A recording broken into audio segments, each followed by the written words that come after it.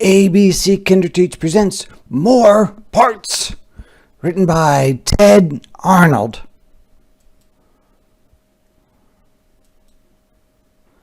Things are bad and getting worse. Each day it's something new. With all the stuff I hear about, I don't know what to do. What kind of stuff is he hearing about? One day I tripped on my red truck and it just fell apart. But when I told my mom, she said, "I'll bet that broke your heart." Broke your heart. I guess that's possible. Who knows? I don't think Mom would lie. I'd better play more carefully. This pillow's worth a try. So he actually thinks his heart is broken. But when they say your heart is broken, it just means that you're very, very sad. But he puts a pillow around it so to protect his heart. People say all kinds of things that I don't understand. Like when my dad asked me if I would please give him a hand, which means to help him. But he thinks it's, oh yes, of course, actually giving him his hand to borrow. What a silly guy, silly. I didn't know my hands come off, and I don't want them to, so I'll make sure that they stay on with gloves and lots of glue. So he puts his gloves on and he squirts glue in there to keep his hands from falling off because he thinks he can just kind of unscrew his hand. But he doesn't want to.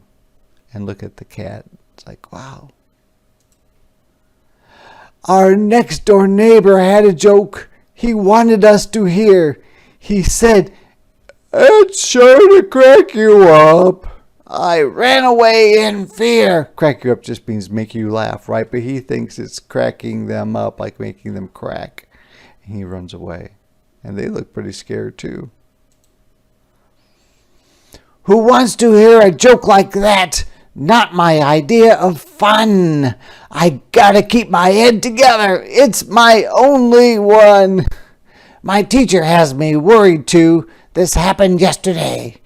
She said to stretch our arms and legs before we go and play. So she means to kind of exercise them, but he thinks that the legs and arms need to be, longer. I'm sure she thinks it's good for us, but that's just too bizarre or strange.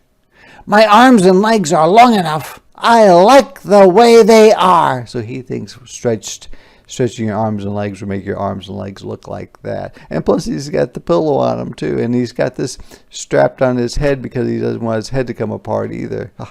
He is just out of control. I know I've got a lot to learn. I'm little and I'm young.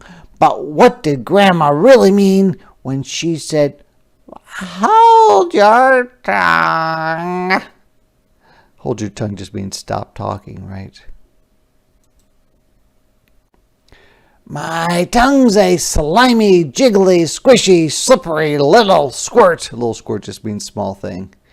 It'd be my luck to squeeze too hard and lose it in the dirt. So he's holding his tongue, and since it's slippery, he says, I might just squeeze it out of my hand and it lands in the dirt. And the cat's like, "Oh no!" And these other things are like, "Oh no!"